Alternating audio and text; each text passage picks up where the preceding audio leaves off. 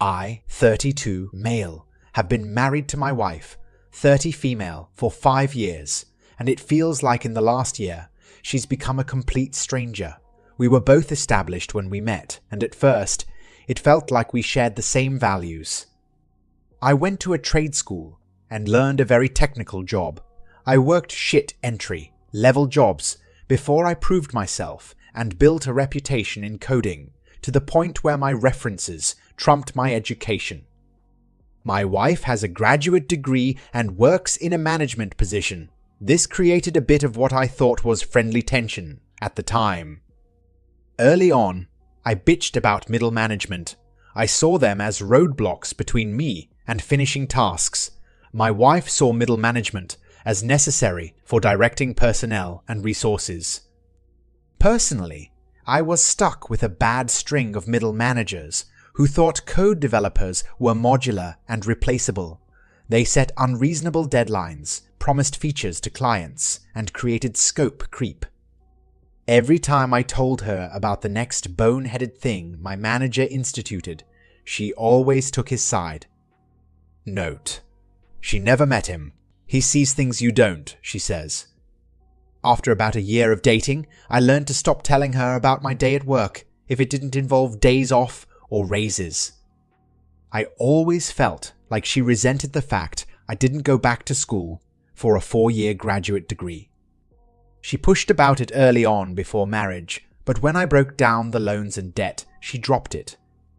She was relatively debt-free when we married, as was I. As I said, we were pretty close in earning power as well. About 2 years ago, I started working for a company that had an owner who talked to me directly. He saw value in me and my potential.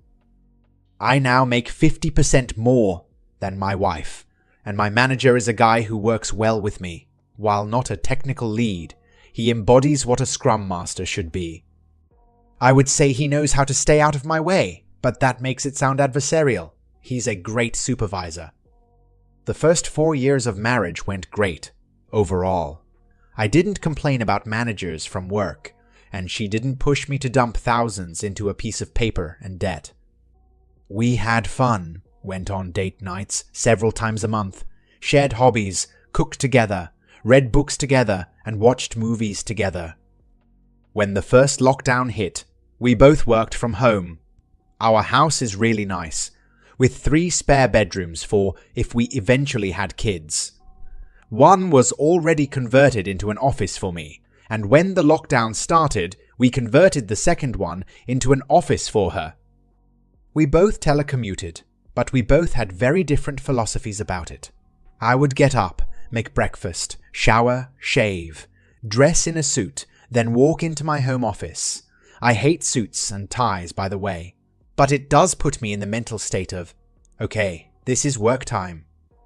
My wife, however, rolls out of bed, eats breakfast, brushes her teeth, puts on a t-shirt and sweatpants, and goes into her office with the iPad to play Candy Crush between emails.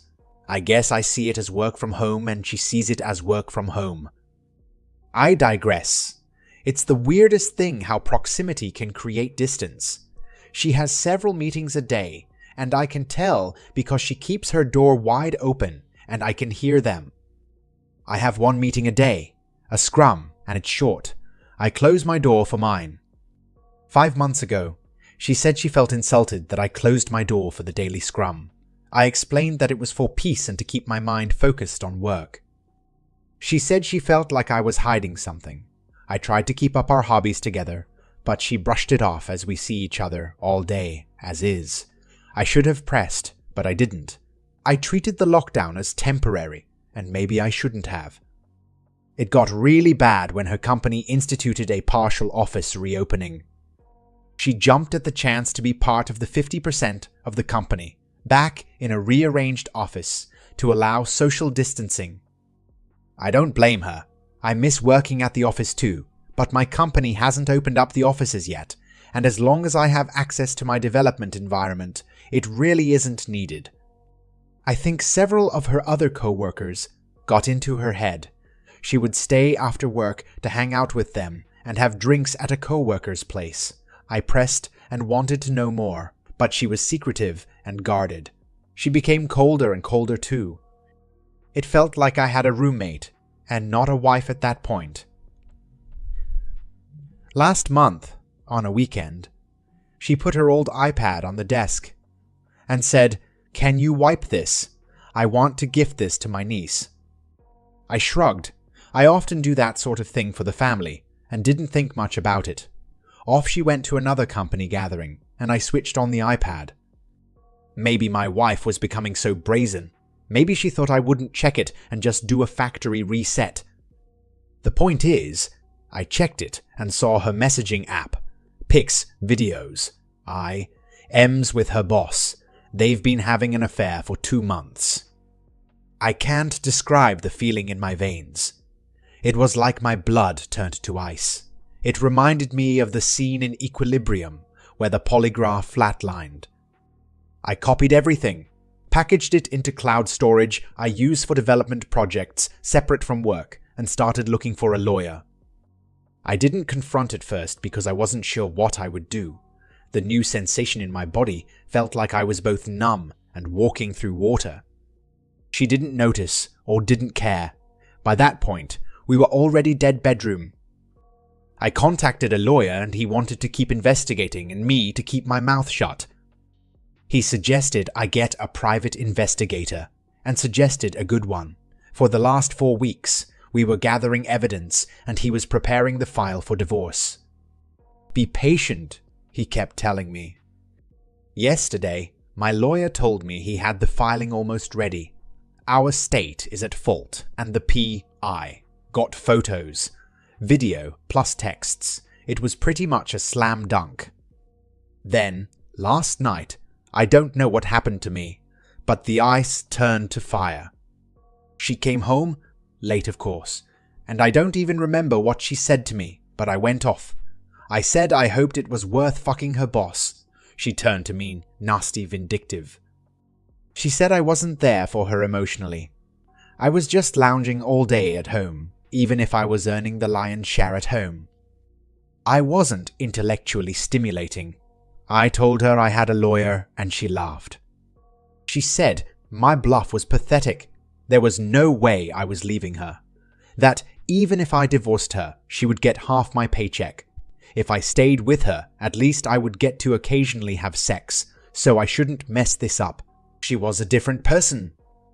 I said to her, "That's not a marriage." She laughed again. "Honey, this is the 21st century. A woman can have her cake and eat it too." She laughed again, and she went to bed. I emailed my boss and said I needed a week off to handle a family issue. This morning, she left as I was getting dressed and only said, "Don't wait up." I went to my lawyer's office, and he said he had the papers ready. He had a process server with him and asked how I wanted the papers served. I told him. My lawyer, bless him, laughed and said, "You better not. I've had so many people want to do a cutesy or revenge serving, and I always talk them out of it. Judges don't have a sense of humor." He told me how this could cost me alimony or assets. I didn't care. Her words burned me. I wanted her burned back. The lawyer did his best to keep telling me not to, but he relented when he saw how serious I was about this. The process server heard my idea. He laughed as well and said, "You're my hero." I had to special order something with a rush cost.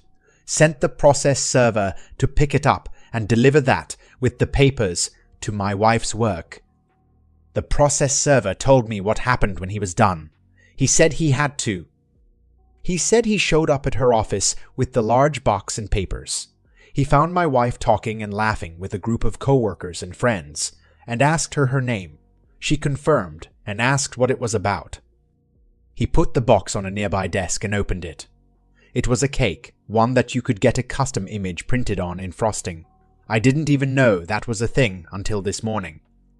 The image was an image of my wife and her boss in an embrace, clothed but obvious what they were doing, with the words, "Here's your cake, eat it," piped in icing above the image.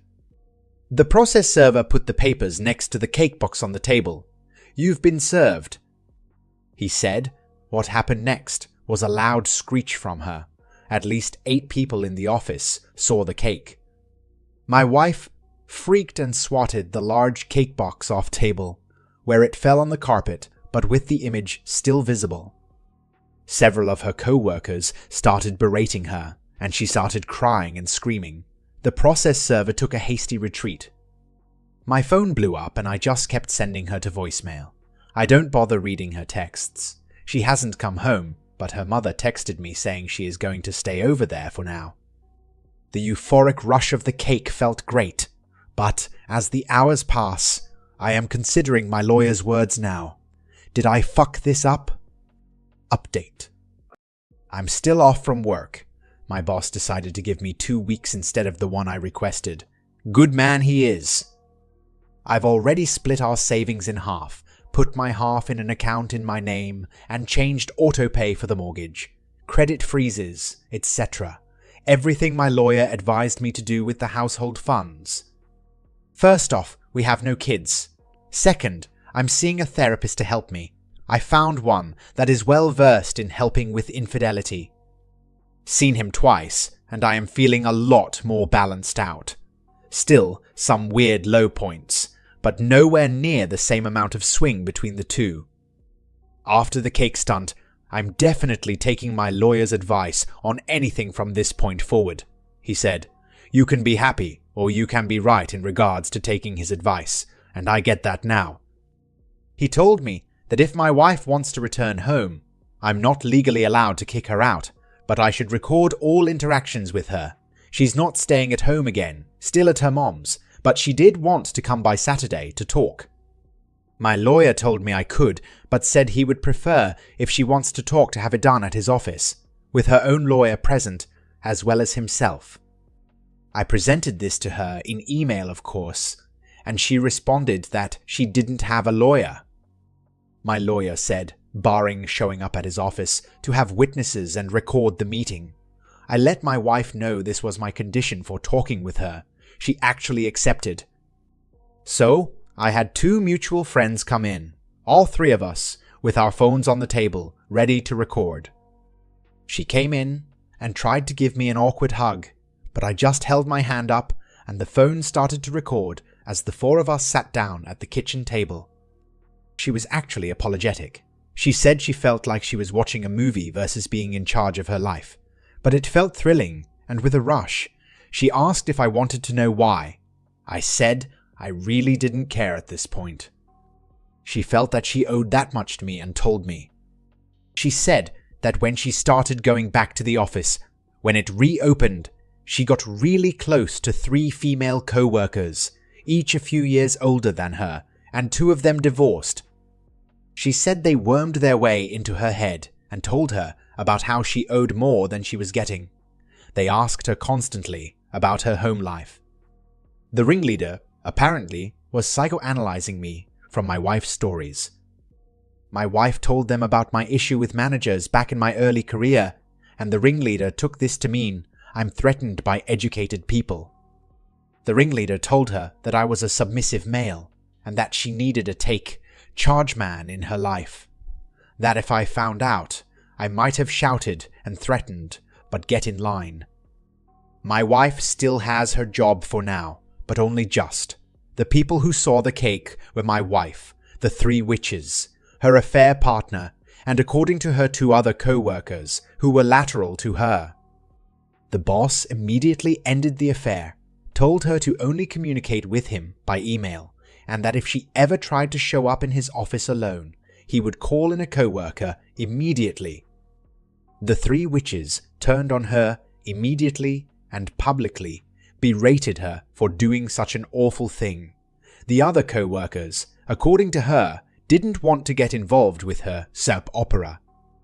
So, no reports to HR, she said. Her 3 friends doing a 180 on her immediately sort of shook her out of her fog. She seemed really ashamed and said she had to ask for $5,000. I was confused because there was money left in her account. I made it a point that she had it. She was living with her mom. She didn't have any major expenses. It turns out the ringleader and the other 2 witches wanted to be paid for their silence. They're blackmailing her and giving her a deadline. Otherwise, H. She was pleading for help. I told her that there was no going back to normal after this. Everything will change. That if she bends now, it will be more money later. Best for her to report herself, her boss, and her co-workers. It would work better than having sleepless nights waiting for the knife to fall. She seemed to hem and haw on that, but she did finally ask the big question. I told her there was no us. That's done, and she best gets herself that lawyer to go over the divorce. The best I can do is tell her how to handle her work situation, but she most likely needs to find another career after this. I also said she needs to go to therapy herself, because someone who could go from laughing in my face to pleading for help a week later needs help sorting themselves out. She pointed out the cake, and all I said to that was, yeah, and I am seeing someone for that. She left soon after that. No word on whether she will follow my advice or try to pay her co-workers' blackmail. Why is it always the co-workers? Final update. First week back at work, and my boss decided to tell everyone we could get off at noon today for Good Friday. I'm doing a lot better. I'm still seeing an individual therapist, and last weekend I drove out into the rural roads to unwind and saw a dog breeder as I was driving by and was curious. So I stopped in. He was an Asian fellow and had a breed of Asian dogs I've never seen before. He was telling me about how they were extremely loyal and brave. After playing with a few of them, I am considering going back to buy one, even if they are extremely expensive. I believe they're called Gingdos. The wife always entertained getting a dog, but she never found a breed she liked. Anyway, the wife still has not moved back in or made any direct attempts to contact, but she did get a lawyer. My lawyer called me and said something like, "Buckle up. You're going to visit a marriage counselor." I said I didn't want to see one. The divorce was happening no matter what. He agreed, but then said, "Normally, I'd tell the other attorney to pound sand, but now I have to paint you as a reasonable person, so you have to entertain reasonable requests. This is why you should listen to your attorney. If I held back my anger, I would have been able to ignore this request." He did give me advice for this session. Don't admit fault. Don't concede I failed anywhere. Don't agree to anything, not even a second session. Just attend this session, and if I wanted to still divorce, answer questions as neutrally as possible. Don't yell, don't shout, don't accuse. The visit, if it could be called that, was via Zoom. Me in my home, my wife in her mother's home, and the counselor in what appeared to be an office. It was interesting. The counselor was interested in spreading blame. Surely you could see how distance could create a need. I simply said I don't agree. It takes two people to create a rift in a marriage. Yeah, she and her boss. Holding on to this is staying in the past. There could be a wonderful future. Past behavior is a good indicator of future behavior. Stuff like that. I wouldn't pretend for a second that I played mind games or ran circles around her, because I didn't. I just didn't engage more than I had to. It was 2 hours of her and my wife just trying to make me take even 10% of the blame, so she could say, "See, it was both of your faults. Now let's rebuild," or something like that. Near the end of the session, the counselor asked me why I was acting so cold.